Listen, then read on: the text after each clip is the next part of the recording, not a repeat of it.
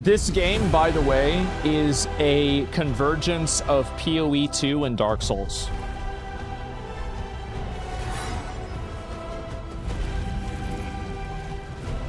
I played it.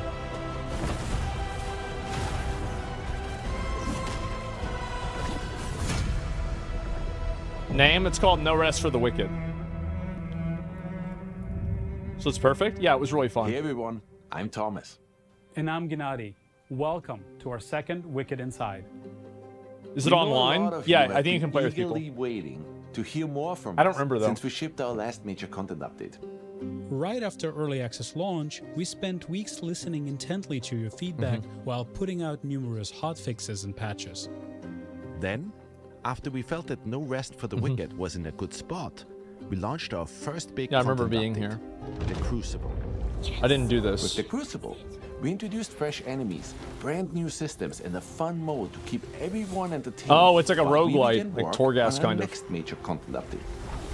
But it's been a while since then, and today we'd like to explain why. Our publisher for No Rest for the Wicked was Private Division, a subsidiary of Take-Two Interactive. Take-Two decided to sell off Private Division, which was unexpected news for us. After some deliberation, we saw an opportunity.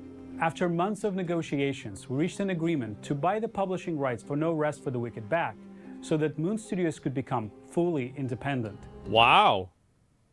Oh, by the way, these are the same developers of Ori and the Wisps. I forgot the name. Ori and the Blind Forest or something like that. Yeah, these are the same developers. This legal process took time, and we couldn't say much while it was all happening.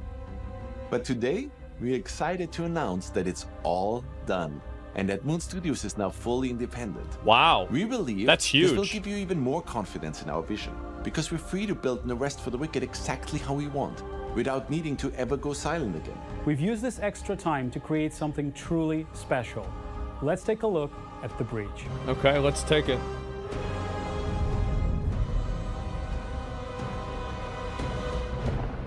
The breach represents the biggest content update we have ever shipped. That's pretty big. We have heard you loud and clear. You wanted more out of our campaign. You wanted more story, more zones to play in, more enemies to fight, more bosses to test your mettle against. In short, more of everything. And it's that like is an upgraded exactly version of the what we first have been boss. focusing on. Holy shit. Our story continues immediately following Ellsworth's return to Sacrament. I think that the biggest like point for a lot of people is that this game is isometric. So it can be hard to get used to, but I think that if you play the game, it's not as bad as you might think. He summons his daughter Odessa from her prison cell. The combat and makes their up for it? Yeah. exchange reveals more about their relationship. I don't know a lot about the story at all. Take the upper passage out, then leave by the northwest gate. What are you doing? God Bennett is often sleeps on Play duty, V Rising? Yeah, I did. and the ramparts above him will be unmanned. Head north to Ermgard. I think the and camera in this game is or better west than of the V Rising. Glades. Anywhere but here. So that's it then. You have to go. As a Sarim, players will have to venture forth into new areas we're introducing for the breach. These are massive zones that essentially double the size of the world players got to explore so far. Wow. A lot has changed in the Zola Sacra since you've last visited. Looks good. Southeast of Sacrament lies the Lowland Meadows, a once idyllic haven used by Sacrament's hunters to gather food and supplies. Ellsworth requests our presence on a secret mission, but a faction known as the Harvesters has taken over the region. See? I told you this serum would come, and here they He's are. at the base game. I remember him. Indeed. Your presence is welcome here. My friend is convinced that some threat awaits Paul, us have you ever heard of this game? sisters. Yeah, this game, As always at Moon, it was pretty popular when on it comes release. to level design, we deliberately but craft not, like, super every single popular. inch of our world by hand. We do not rely on any procedural generation, and we believe that ultimately that will allow us to create an insanely expansive, interactive open world where every inch actually matters. Yeah, I think they did a pretty good job at that, especially in like the first zone. That was the place that I have like the most experience with. Is that in that first zone, it did feel kind of like Lordran, where there are like a lot of nooks and crannies, like at Dark Souls 1, Lordran, like the Undead Burg. It did have that kind of vibe to it. It was good.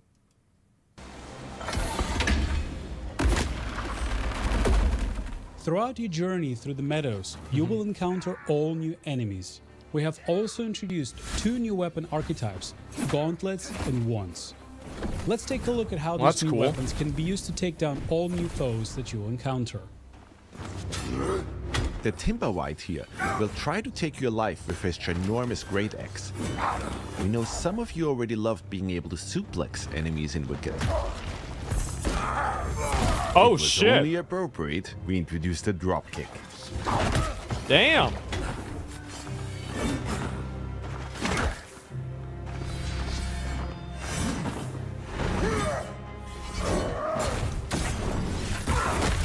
Gotcha, bitch. Wormwood wretches and limb-seed archers will keep you on your toes with brutal range attacks. Our tremor wave will make quick work of them. That's cool. Rust Reavers, yeah, the animations are clean. Challenge. Equipped with 2 huge saws, your best bet is to keep your distance and counter when you find an opening. That's the weapon I used, obviously. It's the big greatsword. It's really good.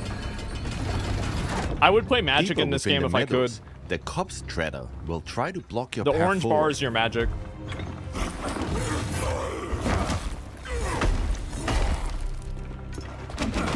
Study his movement patterns and keep a cool head. You might just prevail. It's like the Godskin Noble. Or Apostle, or something like that. Obviously, we're also introducing all new bosses for the Breach. Oh. But we don't want to spoil everything just yet. We know a lot of you already enjoyed how much love and care we're putting into all of these areas. Once again, we didn't shy away from really using verticality and hiding secrets everywhere. Yeah, the use of verticality and the camera being a little bit dynamic makes it like not as bad that it's isometric. Like I would always prefer a game that's not isometric, but in terms of games that are, this is probably one of the least restrictive. Even though you'll often fight for your life in all of these zones, every now and then you'll get to enjoy a serene scene of beauty.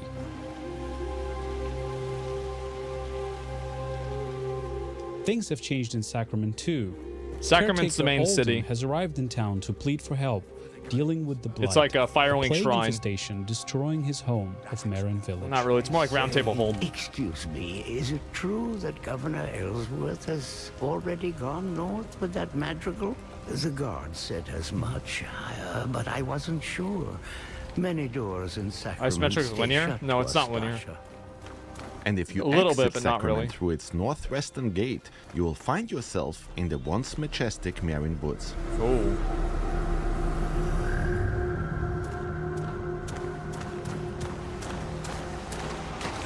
Recently, the Marin Woods have been befallen by the Blight. It festered all throughout the woods, and players will have to find a way past it in order to advance. The Belak Tor are ferocious fighters. The Stalkinche here knows how to wield a club, and if you're not careful, they might just call in reinforcements. Our new wands build are surprisingly effective. We can cast ice darts to freeze our enemies. Alright, let's see it. Cold Sling is a Oh, it's powerful like ice evasion. a freeze bar. That's good. For the Heavy Feather, we'll use some more powerful spells our wands provide. We have since learned how to perform the Riven Twins Plague Explosion. That's pretty cool. And if you have enough focus, Lightning Bolt makes quick work of any enemy. Damn.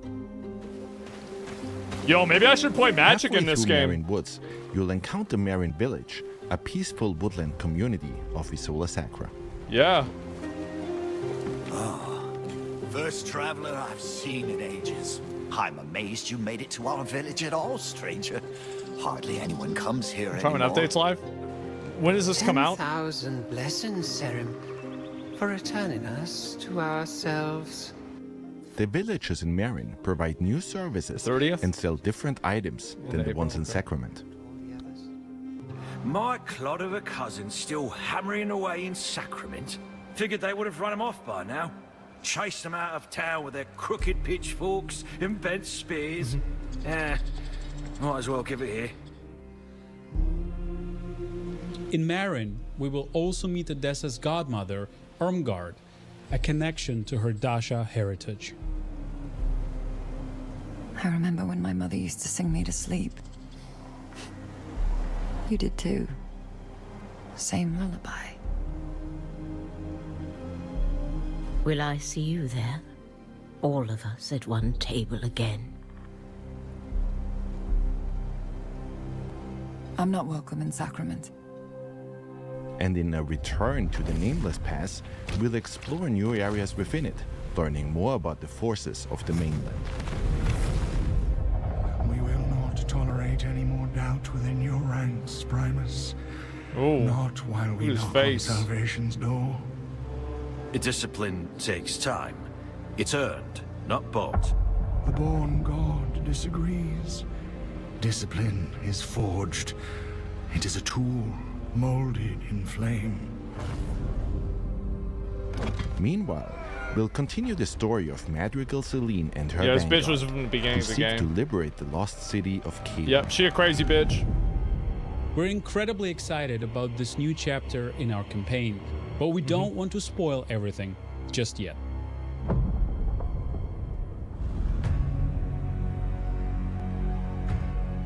Our intention for No Rest for the Wicked was always to provide players with an insane amount of content, even after they finish the campaign.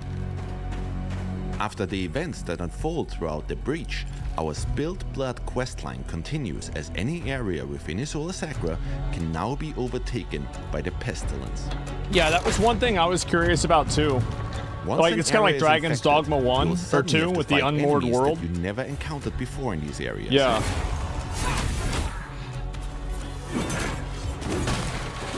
Defeat these enemies, and they might just drop all new Torn resources.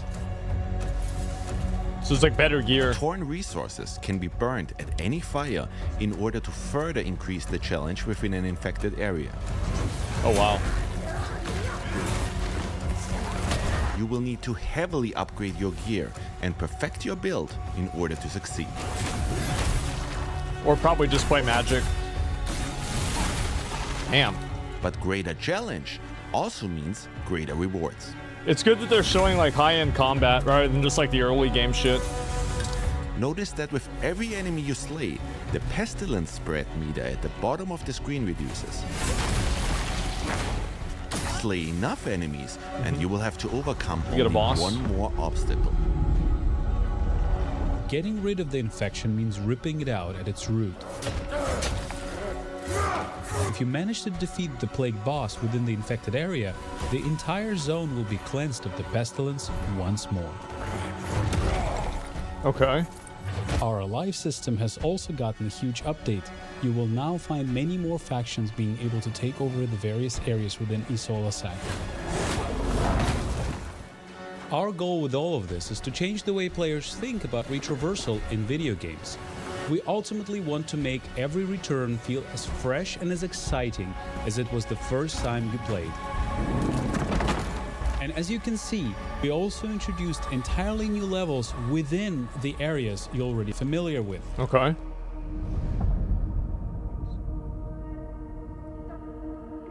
In order to aid players in achieving the perfect build, we introduced quite a few changes that will make progression a whole lot more streamlined and fun. First off, we have revamped the way gear drops. We replaced the tiered approach and came up with a formula that takes the player level, the area level and the enemy level into account, which results in an experience where any gear that drops will be approximately within your level range. Okay, that's Now, probably good. Gear Yeah. that used to only drop in earlier zones might just drop again, but at a higher level. We tried this out, and we ultimately see a much higher variety of gear throughout our playthroughs. We think it's a much more enjoyable looting experience. Yeah, this looks pretty good. Another big aspect that defines your build is, of course, the enchantments. So far, if your gear didn't drop with the enchantments you needed, you're fucked. Your item Yeah. would never reach its full potential. Yeah, But it's we like came up secondary with a stats. solution.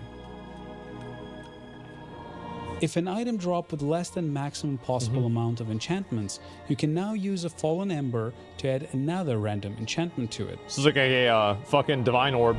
Or not divine, exalted orb. And if you have an enchantment on one of your items that doesn't quite fit your playstyle, Fallen Embers can now be used to re-roll that particular enchantment. Oh, wow. Of course, That's actually really Fallen good. Embers are also still used for respecking your character, which makes Embers insanely valuable now. Okay. We also introduced a new weapon rarity, Masterworks. Any Masterwork starts out as just a common item. If you decide to forego the RNG aspects of Wicked, you can bank on gems in order to fully customize your item. Yeah, this is like Gems New World will now show crafting. you exactly what effect they'll have, depending on which item you slot them into. In our Yeah, case like here, Ardian weapons we want too. to craft a build that heavily relies on and synergizes with focus. The benefit of common items is that we can completely customize them. Once we've fitted the maximum amount of gems into them, they now become a masterwork. Wow.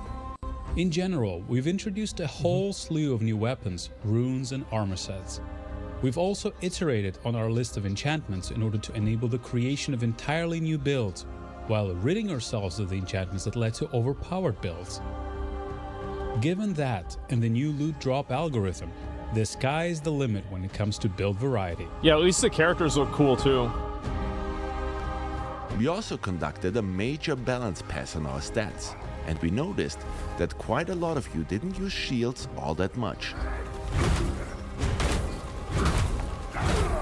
So we changed the way they work. Instead of draining stamina, shields are now based around poise and stagger, and we try to ensure that each shield archetype feels unique. So we can't wait to see all your new sword and board builds. The thing is, though, he's taking damage. That's the problem.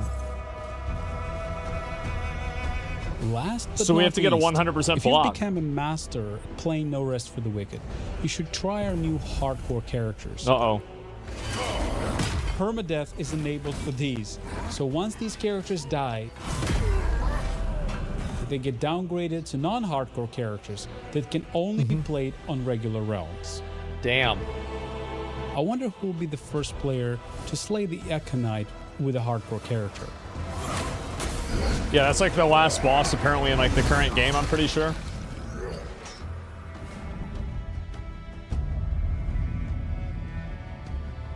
Naturally, we It'll also be spent Elon? quite some Yeah, time true. introducing a wide range of quality of life features and polished up what we've played so far of No Rest for the Wicked. For example, we've noticed that a lot of your houses looked similar to this one. Yeah, sure. Storage has always been incredibly important in any ARPG. On our current live builds, players can stack all that many items, and sorting hasn't been ideal yet. Yeah, this is a big issue that a lot of games have. I think that every single game, like, you should just have one storage chest that has pseudo unlimited, like, space. Having different things in different chests and then having to, like, min-max, or not min-max, micromanage between the different chests is just not fun gameplay, in my opinion. Like, it's not fun in Valheim. It's not fun in, like, Rust. In Rust, it makes more sense because it's, like, the game's different. But, like, I just don't like it. Let's switch over to our Breach update. How's this work? We fixed that right up, and now allow players to stack a whole lot more items There within you their go. chests. Thank God. And items now also get sorted in a beautiful way. Yeah, that's way better. While we're in our home, we can show off another cool feature we added. We've added Whisper Stones, which enable fast travel to and from your house. So if you just want to quickly drop off items and gear while you're out and about, instead of having to first warp to Sacrament and then run to your home, you can now save that one step. Yeah, again, this is just like super good quality of life, like improvement stuff, yeah. Remember that you can place one Whisper Stone per house, so if you own multiple ones, you can even fast travel between them. Our next change regards food cooldowns. We've removed the classic cooldowns entirely. Now you can consume meals instantly. Jesus Christ, look at that guy. However, your stomach is no longer a bottomless pit. You have a limited number of meals you can eat during combat. Okay. You'll be able to upgrade this limit through Plague Ichor, letting you extend how many times you can heal or buff yourself in battle. Okay.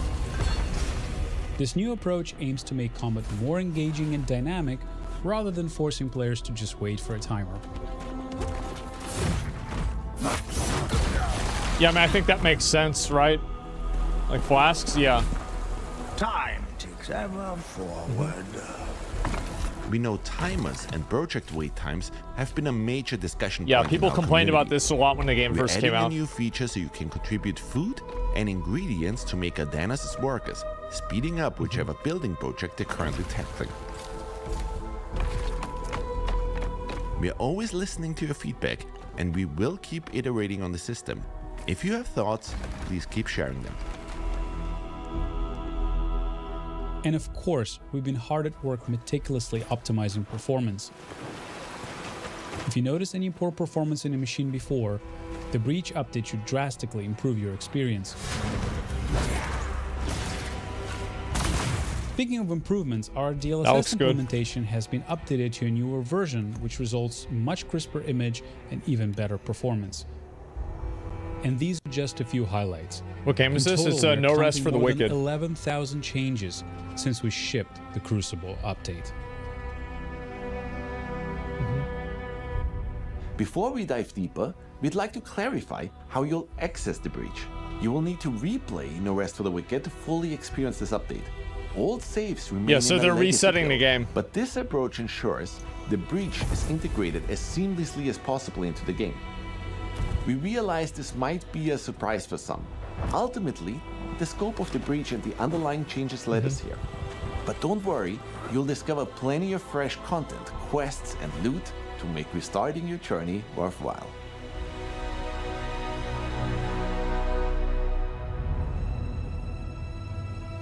Let's discuss our roadmap next. It goes without saying that we will heavily support the breach for the upcoming weeks after launch. You will once again see us react incredibly quickly to all of the feedback you guys might provide. But we're also already hard at work on our next content drops. We've received hundreds, if not thousands of pleas begging for the co-op update, and we know that our original roadmap Yeah, that's what a lot of people want, is to be able to play with other people, especially in a game like this. Before the breach. Yeah. Rest assured, it will be the next thing we launch after this update. Damn. The reason we ultimately decided to switch these updates was because we wanted people to have more content to play once co-op releases. With the breach update, there will be now a lot more content to explore with your friends.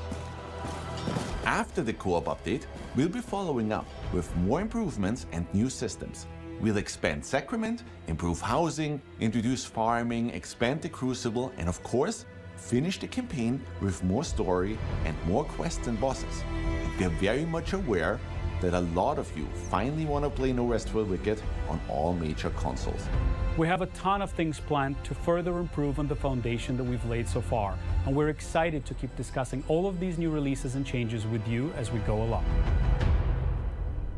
Also, today marks the 10th anniversary of Ori. We released Ori. Yeah, this is the other game they made beforehand. March 11th, 2015. It's been a wild ride for all of us here at Moon. So today, we'd like to use this opportunity to just say thank you. Thank you to all of our fans who have supported us the whole way through. We would not be where we are today without you. We're now hard at work on the final bug fixing and polishing stages of this massive update. We want to make sure we get it just right.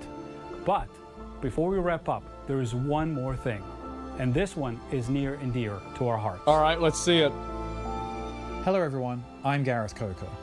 My story with Moon Studios began more than 15 years ago when I received a message on an internet forum from them asking me if I'd be interested in composing the music for a small indie project. So they just recruited this guy off an internet forum? Nice. 4 years later, that small project blossomed into Ori and the Blind Forest. Now, we were all very young and just getting started, so for our second release, Ori and the Will of the Wisps, we set out to perfect everything about the original, and I couldn't be more proud of what we were able to create together. But our journey is not yet over. Yeah, I never played either of these games. I'm happy to announce that I've been hard at work crafting an unforgettable score for the story, the characters, the locations, and the boss fights of No Rest for the Wicked. And you will finally be able to hear some ambient music while out exploring in the world too. I can't wait to see where this journey leads us once again. It leaves me to invite you to experience the all-new music in No Rest for the Wicked with the Breach update, launching on April the 30th. April 30th. It will be well worth the wait. So it's a month and a half from now. Yeah, I'll probably play this one whenever it comes out. I'm just trying to decide, like, if I'm gonna play a caster or like big sword. You know, I could also try and play a wall build. I'm not sure. Yeah, big sword. Yeah, I don't know yet. I think it might just depend on what weapons I get too. Double halberdos. I don't think you can do the dual wield. Go to the wall. Yeah. No, this was good. I was gonna watch this. I just haven't really had time to. So I'm glad that I finally did. No, it looked good. I'll link you all the video. This looked really good. Game looks good. I actually bought it. Yeah. No, it is. It's fun, man. And let's see here. Money doesn't grow on trees. yeah. I guess so, right? And but yeah, no, the game, I think it's like 20 bucks or something like that on Steam. I'm not really sure. But yeah, I will probably I'll probably play this whenever it comes out, or at least like within a couple of days of it coming out for sure.